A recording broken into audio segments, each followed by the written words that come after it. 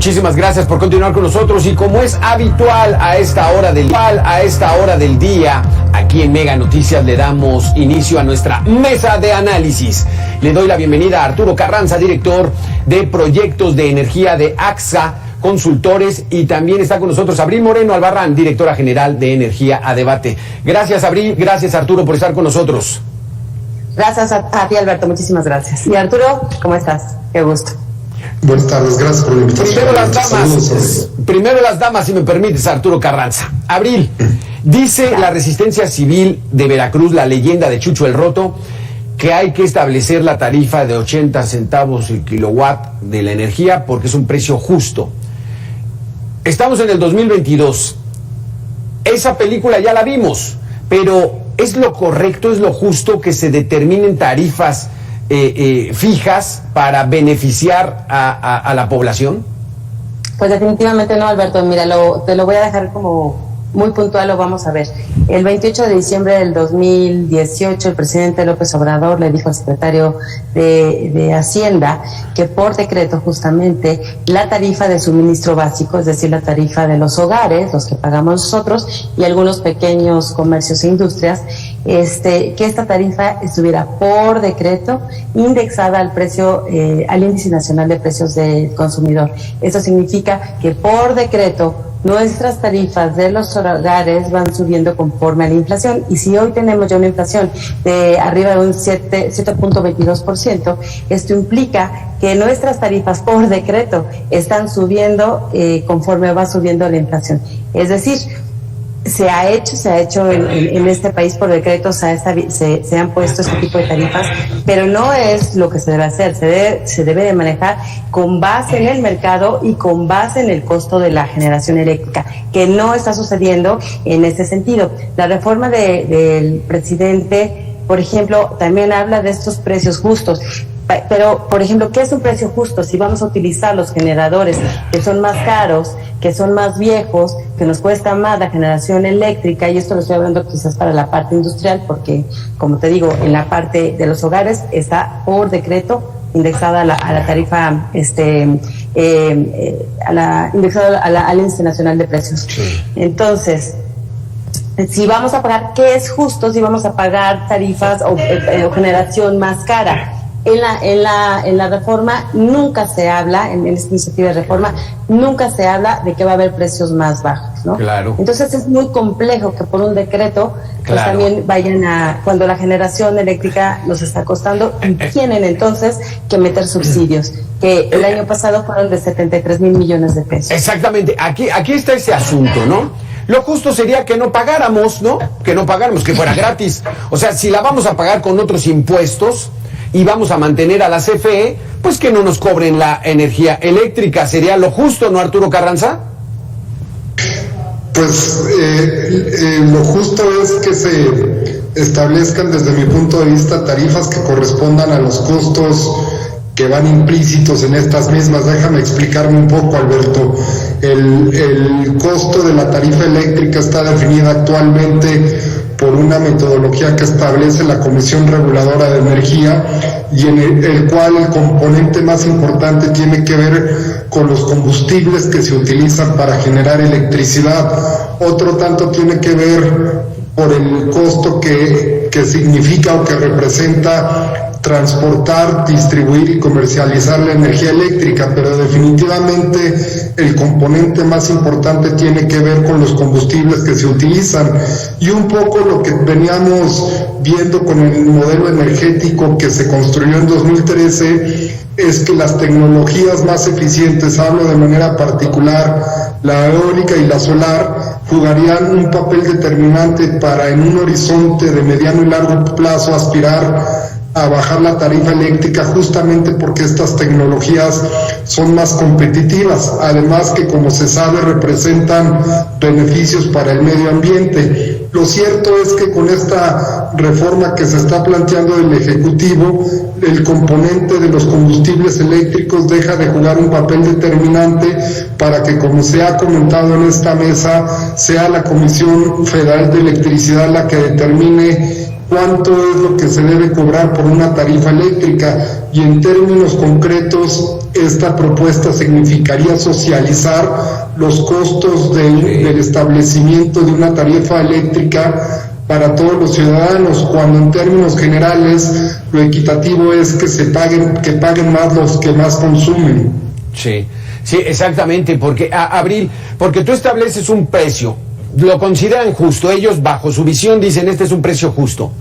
Si sale más cara la generación y distribución de energía eléctrica, pues hay que subsidiarla para mantenerlo. Y esa es la película que ya vimos. Entonces hay que empezar a pagar más, nos cuesta a todos, y llega un momento en que esa bola de nieve crece, revienta, y entonces pues devienen las crisis, ¿no? Así es. Definitivamente, esto que comenta Arturo de la tarifa social, pues realmente es algo ilógico, porque ya la tenemos. En los hogares, vuelvo a la parte del suministro básico, tenemos una tarifa de alguna forma pues casi generalizada, dependiendo si tenemos un poco más de consumo o no. Y efectivamente hoy, como les dije, como comenté hace un momento, está subsidiada. El año pasado pagamos, CFE tuvo un subsidio de 73 mil millones de pesos aproximadamente. Sí. ¿Y qué implica este subsidio para nosotros? Primero, son subsidios, son tarifas que apoyan no a los más pobres o los más necesitados, sino es una tarifa generalizada que generalmente apoya a la gente que tiene pues más recursos económicos. Entonces, si quieren meter un subsidio, debería de ser focalizado, como decía Arturo, tiene que ser para la gente que tiene mayores necesidades, porque al hacer un subsidio generalizado, lo que nos hace también es que es mucho dinero que viene o recae en las finanzas públicas y que merma para otro tipo de servicios, como lo que es hoy por hoy que tenemos tantos problemas de inseguridad, de salud, de educación, ¿no? Y ese dinero se podría utilizar en estas otros sectores o áreas, y sin embargo, pues se va a la parte eléctrica, ¿no? Sí. En estos momentos, Arturo Carranza, John Kerry, el enviado especial de los Estados Unidos para el clima, está reunido con el presidente de México. ¿Qué se espera de esta reunión? ¿A qué viene John Kerry? Para responder esta pregunta, creo que es muy importante hablar del contexto en el que se está reuniendo, y este contexto responde principalmente a dos elementos. El primero de ellos es que el 5 de abril se resuelve una controversia constitucional en la Corte, 3 proyectos de la ministra Ortiz, en las cuales se proponen validar los cambios que se realizaron a la ley de la industria eléctrica hace unos meses. Los proyectos de aprobarse significarían que le darían validez jurídica a lo que el Congreso ratificó o votó a favor, insisto, hace algunos meses, en el sentido de fortalecer a la Comisión Federal de Electricidad a costa de la generación de los privados, generación que se da, y me gusta enfatizarlo, por tecnologías más eficientes y más amigables con el medio ambiente. Ese es uno de los contextos. También otro tiene que ver con el hecho de que próximamente se estaría discutiendo la reforma constitucional en el Congreso de la Nación. La Cámara de Diputados ya dijo, al menos en las Comisiones Unidas de Puntos Constitucionales y de Energía, que estarían aprobando, hablo de estas dos comisiones, un dictamen sin modificaciones con respecto a la iniciativa que presentó el Ejecutivo, y que va en el mismo sentido que de lo que ya se había propuesto. Esto es favorecer a la Comisión Federal de Electricidad y castigar o socavar la generación eléctrica. Y es justamente en el contexto que corren estas dos pistas que comento, que se reúne el alto funcionario del gobierno de Estados Unidos con el presidente. La expectativa o lo que ha trascendido es que el gobierno de Estados Unidos insista, reitere en expresar sus preocupaciones con respecto a la política energética de este gobierno, en el sentido de que las acciones que se están tomando representan un riesgo para las inversiones de Estados Unidos y un riesgo también para la acción contra el cambio climático. Exactamente. Abril Moreno, el embajador de Canadá en México, Graham Clark, declaró que la iniciativa del presidente de México es un factor irritante en la relación comercial entre Estados Unidos, México y Canadá. Tampoco están de acuerdo los canadienses con lo que se está planteando en esta reforma. No, definitivamente, o sea, ni Canadá con el Tratado de Libre Comercio, ni siquiera la Unión Europea, o sea, son varios los países que están en contra de lo que está sucediendo con la política energética de México. Incluso, no solamente está ahorita, les comento, no solamente ahorita está el viaje de John Kerry para México, sino la oficina. Ops, ahí tuvimos una pequeña falla. Vamos a darle 3 segundos. No, sí se cortó la señal de Abril Moreno. Mientras retomamos contigo, Arturo Carranza. Entonces, también el gobierno de Canadá está preocupado. Muchos, o sea, es que estamos en el 2022 y estamos regresando a esa política de cerrazón, de centralismo, de control estatal. ¿Así es? Sí, así es lo que se está planteando en la iniciativa constitucional y lo que se planteó también con los cambios a la ley de la industria eléctrica que se aprobaron el año pasado y que están detenidos por algunos amparos de privados, Alberto. Y no solo eso, creo que también hay que mencionarlo de manera muy clara, el hecho de que estos cambios aprobados al menos en la ley de la industria eléctrica representan cambios legales que modifican la regla de del juego de acuerdo a los intereses de los inversionistas. Déjame ser un poco más claro. Los inversionistas nacionales, y en este caso de Estados Unidos y de Canadá, decidieron traer sus inversiones al sector energético bajo reglas claras y perfectamente establecidas que se construyeron en 2013-2014.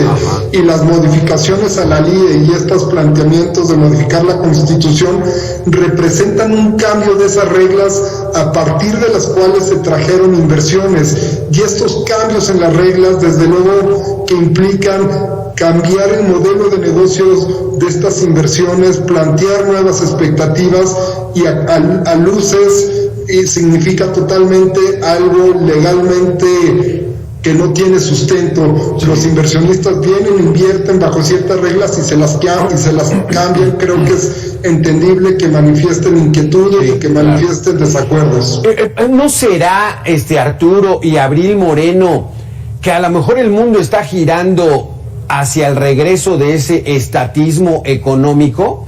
Puede ser, ¿no? Así en los 90s el neoliberalismo empezó a abrir este intercambio comercial, se borraron las fronteras, prácticamente se generaron bloques comerciales en el mundo. Nosotros desde el 94 con Canadá, Estados Unidos, hacemos un bloque de Norteamérica.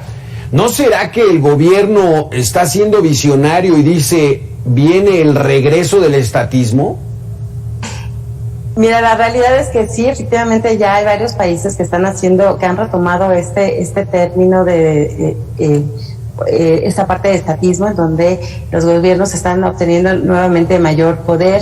Esta guerra de Ucrania ha generado esta mayor preocupación de tener esta soberanía y esta seguridad nacional, de tener los propios medios energéticos, las energías renovables propias, o el propio tema de los fósiles, ¿no? Entonces sí se están como retrayendo, pero lo que es muy cierto es que traemos una tendencia internacional, que hay contratos establecidos, que hay acuerdos establecidos, que no se pueden violar, que en un momento dado se tendría que ver a partir de este punto para el futuro, pero no puedes hacerlo, no puede ser la ley retroactiva y no puedes violar lo que ya acordaste con las empresas nacionales, internacionales, claro, con los países, con las inversiones, los montos tan grandes y la confianza que ha habido en el país. ¿Nos ha ido tan mal con el tratado comercial con Canadá y Estados Unidos, Abril? ¿Perdón? ¿Nos ha ido tan mal en este acuerdo comercial, en este bloque que conforman México, Estados Unidos y Canadá? No, definitivamente no. A ver, somos el principal socio comercial de Estados Unidos. O sea, hemos crecido la parte de manufactura, hemos crecido en la parte de energéticos. han tenido confianza con nosotros. Hay muchos sectores que se han venido desarrollando. Definitivamente no, esto es una visión ideológica que tiene el presidente de la República para cerrar estas fronteras, y quizás esta tendencia que se comenta, él se ha apoyado ahora con, como te digo, en el tema de la guerra de Ucrania con Rusia, de tener todo el poder y tener todos los energéticos bajo el Estado, pero ha sido benéfico para el país tener este tratado de libre comercio, nos ha ayudado a desarrollarnos. Es muy diferente la economía que teníamos previo al tratado de libre comercio a como tenemos hoy la economía y cómo hemos podido desarrollarnos.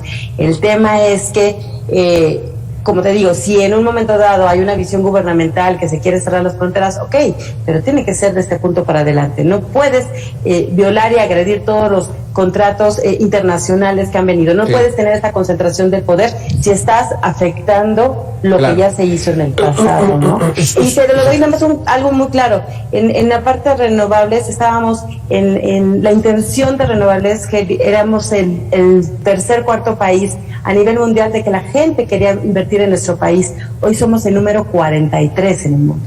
Hemos perdido muchísima confianza y muchísimas inversiones en el país. Arturo Carranza, ¿va o no va a pasar esta contrarreforma eléctrica que está presentando el titular del Ejecutivo? Es una buena pregunta, Alberto, difícil de contestar por las dos pistas que te había mencionado con anterioridad. Esto es, creo desde mi punto de vista que mucho va a influir lo que resuelva la Corte en términos de avalar o no avalar los cambios a la ley de la industria eléctrica del año pasado. Si la Corte avala los cambios y se declara constitucional la ley de la industria eléctrica en los términos en que el Congreso decidió en 2021, el Ejecutivo podría dejar de insistir en que su reforma constitucional avance, podría utilizarla por otro lado como un argumento político para seguir favoreciendo la crispación, la división social en el país, y para llevar este discurso de crispación social al tema de la revocación de mandato, de suerte tal que sus bases políticas vayan y manifiesten el apoyo a la cuarta transformación. Para ponerlo más claro, creo que mucho dependerá de lo que resuelva la Corte, y en un segundo tiempo yo no veo que el presidente esté dispuesto a negociar el contenido de su reforma constitucional, aun cuando es necesario que se negocie para poder tener los votos suficientes para aprobarla. Y como no veo que esté echando la carne al asador y convencido de negociar, creo que no está en el ánimo de que su reforma constitucional avance, como si está en el ánimo del Ejecutivo utilizarla en términos políticos para favorecer su posición de cara a la revocación de mandato. Si ocurre eso, pues creo que estaría bien para el país, ¿no? Entonces el día clave es el 5 de abril, Suprema Corte de Justicia, ver qué resuelven en torno a esta controversia constitucional de la reforma. ¿Así es, Arturo?